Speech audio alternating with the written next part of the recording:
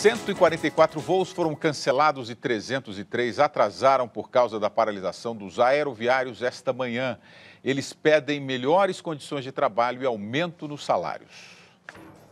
Pilotos, comissários e funcionários de terra conseguiram suspender parte das atividades dos principais aeroportos do país. Entre eles, os de São Paulo, Rio de Janeiro, Porto Alegre, Belo Horizonte e Recife. A paralisação começou às 6 da manhã e terminou 1 hora depois. Eles pedem aumento de 8,5% nos salários. As empresas oferecem 6,5%. A categoria planeja novas ações. O governo de Cuiabá fechou a Arena Pantanal para reparos. Uma equipe de engenharia apontou problemas de infiltração nas paredes, pisos soltos e danos no gramado. Uma força-tarefa foi montada para fazer uma reforma emergencial. A arena, que custou 626 milhões de reais, deve reabrir no mês que vem. Termina hoje o prazo para se inscrever no Sistema de Seleção Unificada, o SISU. Até agora, mais de 2,5 milhões de estudantes se cadastraram para concorrer a mais de 205 mil vagas em 128 instituições de ensino superior. O prazo termina à meia-noite pelo site sisu.mec.gov.br e o resultado sai na próxima segunda-feira. Operação Lava Jato, João Vacari Neto, tesoureiro do PT, foi afastado hoje do Conselho de Administração da usina Itaipu Binacional. Ele é um dos citados na delação premiada de Paulo Roberto Costa, ex-diretor de abastecimento da Petrobras. João Vacari Neto foi nomeado conselheiro de Itaipu pela presidente Dilma Rousseff em 2003, quando ela era ministra de Minas e Energia. Quase 12 anos depois da nomeação, a mesma Dilma assinou a exoneração de Vacari. Segundo Paulo Roberto Costa, o tesoureiro do PT foi um dos operadores do esquema de distribuição de propina na Petrobras. Vacari será substituído por Gilles Azevedo, ex-chefe de gabinete da Presidência da República. O doleiro Alberto Youssef, que teve a delação premiada aceita pelo Supremo Tribunal Federal, deve entregar à Justiça R$1.800.000 em espécie e tudo que for encontrado em contas pessoais e de empresas em nome dele. A lista inclui ainda um hotel em Porto Seguro, na Bahia, 74 apartamentos de outro hotel em Aparecida, no interior paulista, e mais 6 em Londrina. Metade de um terreno e uma residência na Bahia, e mais 3 carros de luxo. Com o acordo, Youssef deve permanecer preso em regime fechado por no mínimo 3 anos e no máximo 5 anos. Ele não tem direito à prisão domiciliar imediata, porque descumpriu um acordo de delação premiada feito em 2004, no caso do Banestado, no Paraná, usado para fazer remessas ilegais ao exterior e lavagem de dinheiro. E o segundo depoimento de Nestor Cerveró foi adiado pelo 3º dia consecutivo, de acordo com a Polícia Federal, por questões técnicas. Cerveró pode falar amanhã ou na segunda-feira sobre a compra da refinaria de Pasadena, nos Estados Unidos. O negócio causou um prejuízo de 792 milhões de dólares à Petrobras. Procurado por nossa reportagem, João Vacari Neto disse que não vai comentar o caso. E foi divulgado no começo da noite que Paulo Roberto Costa admitiu na delação premiada o recebimento de $1,5 milhão em propina para não atrapalhar a compra da refinaria de Pasadena. O valor teria sido pago pelo lobista Fernando Soares, apontado como operador do PMDB no esquema. Tem uma pergunta aqui, Delmanto, do Sullivan, de Caçapava. Quanto mais se aperta, é uma afirmação, quanto mais se aperta as investigações, mais os desvios aparecem. É inacreditável. Isso graças à delação premiada, que é esse instrumento que veio para ficar, vai fazer parte do direito brasileiro, já está integrado e daqui não mais irá embora. E quanto mais se mexe, mais poeira, mais sujeira aparece. E como se nós estivéssemos ali, vamos falar de água, como se estivesse na Billings. Quanto mais se mexe, mais dejeto aparece. E é impressionante porque a proximidade do poder. Nós temos lá o Paulo Roberto Costa, nós temos João Vacari Neto, quer dizer, foi tesoureiro do PT, e com cargo na Itaipu, na Binacional, e você sabe que esses cargos são regiamente pagos. Você ser conselheiro de uma Itaipu, o salário é altíssimo. Ou seja, são pessoas que estão íntimas no seio do governo do PT, e muito espanta que há poucos meses a pessoa nomeada é tesoureira e, de repente, ela vai do céu ao inferno e ninguém sabe de nada. É isso que gera tanta indignação na população. Saldiva, o que impressiona também é esse montante de dinheiro que Claro, eu estou falando dessa reportagem específica aí que o Youssef está devolvendo, que declarou que tem, né? Um hotel na Bahia, 74 apartamentos de um outro hotel aqui em Aparecida, 3 carros de luxo, 1 milhão e tantos mil reais. Eu vou me permitir ser leviano, porque eu não acredito que o que ele recebeu foi isso. Eu acho que ele teve mecanismos de proteção. Pelo volume de dinheiro que foi movimentado, dificilmente o que ele adquiriu com recursos ilícitos corresponde ao que ele está devolvendo, né? Então, eu acho que aí não tem santo nesse lugar. Quer dizer, todo mundo está querendo, digamos, fazer a denúncia, mas também algum pé de meia esse pessoal deixou. E há um desespero também das autoridades de se aceitar a delação premiada, uma nova delação premiada do Youssef, porque ele já tinha quebrado um acordo anterior. Você vê por esse lado como também o Judiciário, o Ministério Público estava carente de provas, porque se uma pessoa já quebrou um acordo de delação premiada, ela não teria credibilidade para fazer um outro. E mesmo assim eles fizeram um novo acordo de delação premiada. Mas ele vai ficar preso em regime fechado, né? Até no máximo 5 anos. Essa né? questão está nebulosa, porque a lei até admite o perdão judicial, ou seja, perdoar completamente. A lei admite que até se não fosse oferecida uma denúncia. Agora, o que me espantou é que o advogado realmente vinculou a essa questão da prisão a outra condenação da questão do banestado. E pelo que me cabe, pelo que eu acredito, a delação premiada ela se atém ao processo que está em julgamento. Ela não pode atingir outras condenações em outros processos, mas aí vai ser uma discussão do advogado perante o Supremo Tribunal Federal, porque este acordo foi homologado no Supremo pelo Teori Zavascki. O Guilherme aqui, Delmanto de São José dos Campos, pergunta se mesmo com a delação premiada, a pena não é tão pequena. Aí já entraram... A delação premiada poderia prever uma pena um pouco maior? Vai de caso a caso, né? Daí da habilidade do advogado em selar este acordo de delação premiada. Porque eu já presenciei casos em que o sujeito fez a delação premiada e tomou uma pena de 10 anos de reclusão, ou seja, não adiantou nada e se arrependeu. Então, da habilidade desses advogados, dos advogados que fazem este acordo, e aí, pelo que se viu, eles impuseram um limite de regime fechado. É uma novidade no direito, eu nunca vi isto, mas se foi homologado pelo Supremo Tribunal Federal, isso deverá ser mantido. Mas é bom que seja rápido, né? Porque com a crise da água, daqui a pouco não vai ter água para fazer o lava-jato, né? Eu acho Saldiva, tem uma pergunta aqui do Demirval Silva pelo Facebook. Saldiva, hoje existe mais corrupção ou o governo está investigando mais? Essa pergunta sempre aparece, né? Eu acho que são as duas coisas. Eu acho que quando a gente vê, por exemplo, histórias de corrupção que existiam historicamente no Brasil, havia um certo... o que se entende que foi roubado era menos. Acho que hoje se profissionalizou a corrupção. Você tem uma rede que é baseada num código de silêncio. Quer dizer, como todo mundo está envolvido, alguém não abre a boca porque você tem o risco de ser denunciado também. E o regime, o Instituto da Delação Premiada quebrou isso. Quando o indivíduo resolve perder tudo, ele não tem mais nada a perder. Então, ele procura minimizar os danos. É isso que nós estamos vendo agora. E isso é um fato novo que permitiu que empreiteiros, políticos que serão denunciados em fevereiro, possam, digamos, ser trazidos à publicidade num acordo, quebrando um acordo tácito que havia... Eu não falo porque daí eu não te denuncio. Isso acontecia muito em CPI, né? Você começava uma CPI cantando pneu, de repente aparecia alguém você envolvia uma outra CPI ou um político do mesmo partido, aí a coisa sossegava. Então, o Lava Jato é um recurso dos desesperados. E é incrível... Não, é porque só questão de organograma aqui.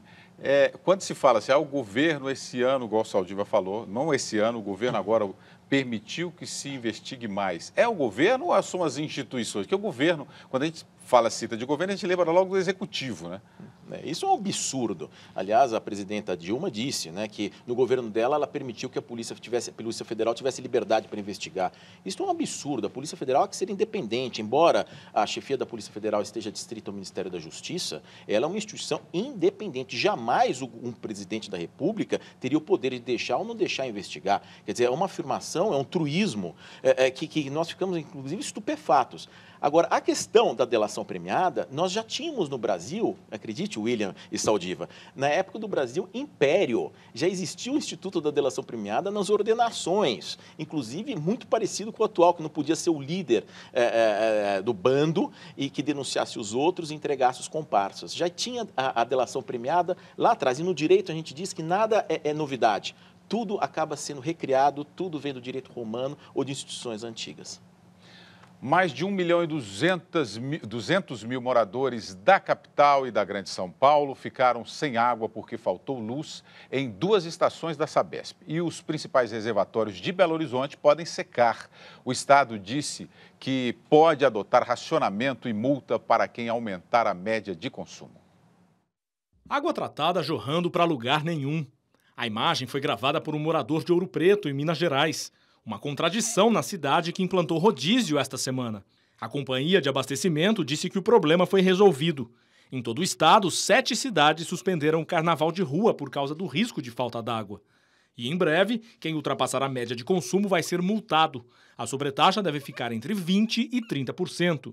Um relatório divulgado pelo Ministério das Cidades apontou que em 2013 o Brasil perdeu 37% da água tratada. Entre as principais causas apontadas estão os vazamentos no próprio sistema de abastecimento das prestadoras. O Sudeste, que mais tem sofrido com a estiagem, registrou um dos menores índices de desperdício. As represas da região estão em situação crítica. O terceiro maior reservatório de Belo Horizonte opera com apenas 5% da capacidade e está perto de chegar ao volume morto. O sistema Paraibuna, no Rio de Janeiro, chegou ontem à reserva técnica. Os outros 3 reservatórios do estado operam no limite. Em São Paulo, o nível do sistema Cantareira, que já está na segunda cota do volume morto, opera com 5,4% da capacidade.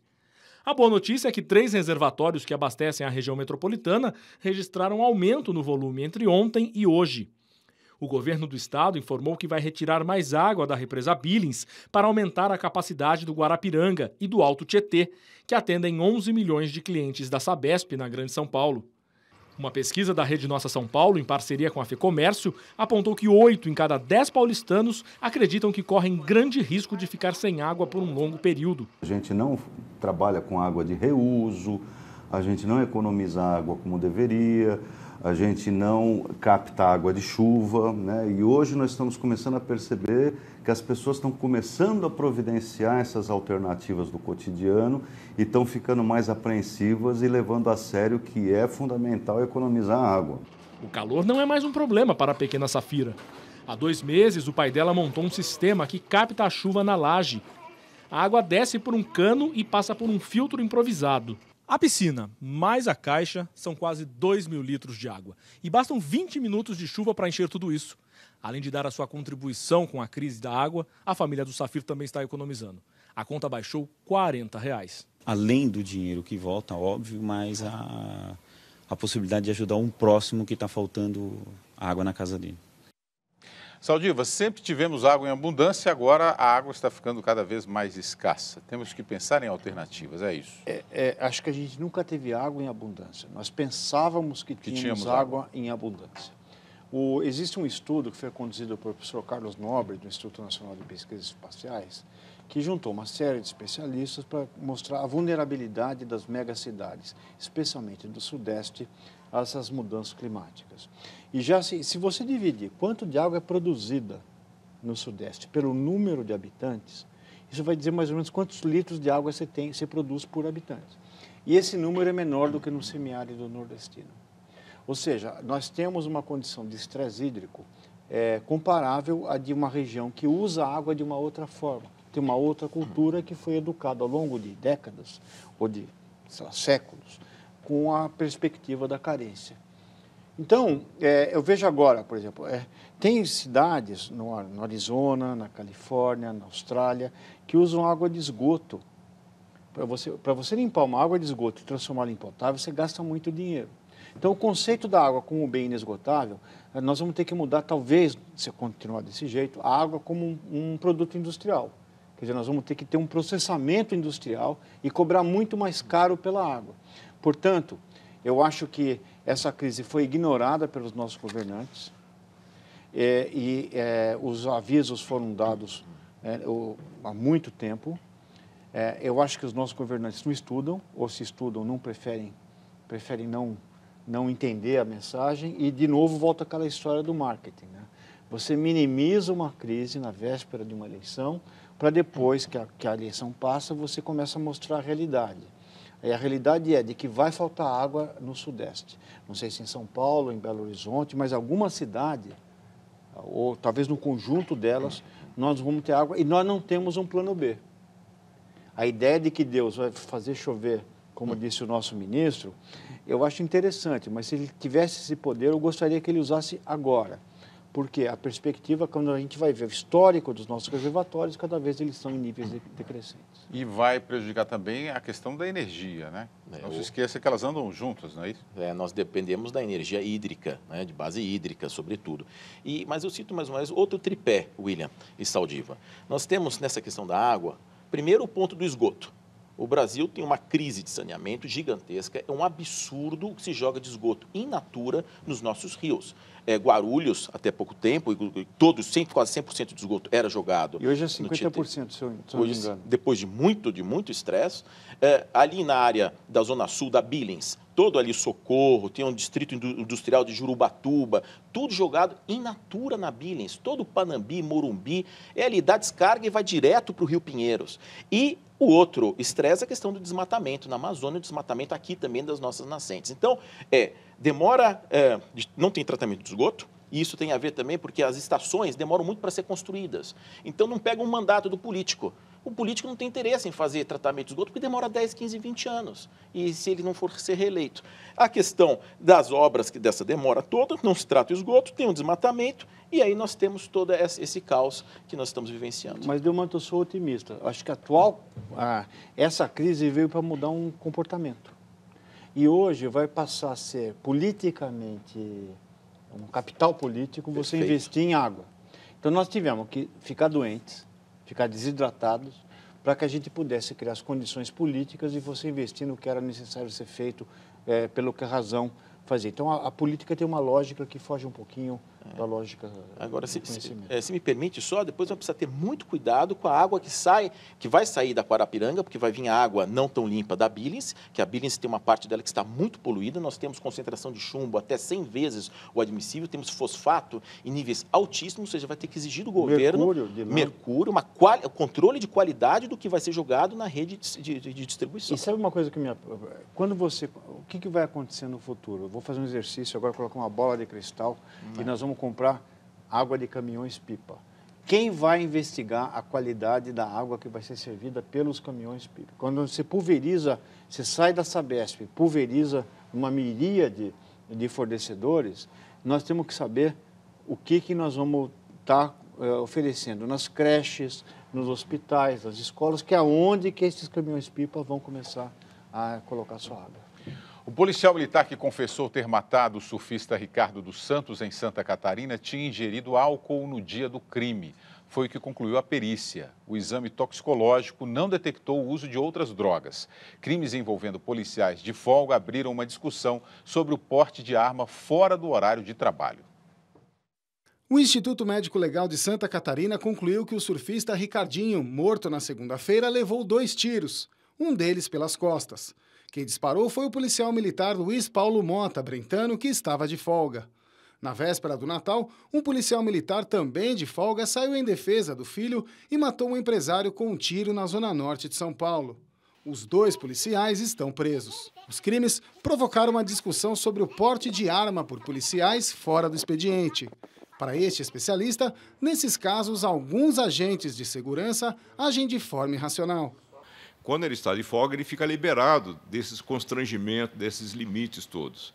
Então, deixa mais aberto que as decisões sejam contaminadas por emoções do momento. Cada estado brasileiro tem uma lei própria sobre o tema. Em São Paulo, o policial pode ficar 24 horas com a arma do estado, mas não pode utilizá-la fora do serviço. No Rio de Janeiro, os policiais militares são obrigados a deixar o revólver no quartel quando vão para casa. Se ele não está no horário de serviço, não tem por que andar armado. A polícia, na minha opinião, ele como policial, ele tem que estar armado. Um levantamento feito pelas secretarias estaduais de segurança pública revelou que um policial é assassinado a cada 32 horas no Brasil. Cerca de 80% dessas mortes acontecem durante o período de folga. Este pesquisador afirma que a maioria dos casos ocorre durante trabalhos extras de segurança, os chamados bicos. Eu acho que o estresse, sem dúvida, é algo que acaba perturbando as escolhas, né? A avaliação que ele faz da situação, apostar nos programas que lidam com o estresse da profissão é fundamental também. Outro fator importante é a formação. Um estudo do Fórum Brasileiro de Segurança em 57 escolas em todo o país concluiu que em 44 delas, o tempo de treinamento de policiais militares, civis e federais é de 6 meses. Nos países europeus, o tempo médio é de 10 meses. São Paulo é uma exceção. O treinamento de um policial no estado dura 2 anos. Vamos lá, Delmanto. Onde é que está o problema? É no porte de arma? É no despreparo desse policial? O primeiro gostaria de salientar, como apareceu na reportagem, a questão do estresse. O estresse não tem horário. Se ele está estressado com questão emocional fora da hora do trabalho, ele também estará estressado durante o trabalho. Quer dizer, o estresse não tem horário, não bate cartão do estresse. Então, esse tema é fundamental para essa questão desses assassinatos, dessas brigas, dessa utilização indevida do armamento. Porque o policial, ele passa no seu dia a dia por uma situação de pressão enorme. E essa questão da carga horária de trabalho é que nem piloto de avião. Você demanda demais, você vai ter consequências. Então, essas questões do mau uso das armas fora do horário de expediente, eu não tenho dúvida nenhuma que é ligado ao estresse.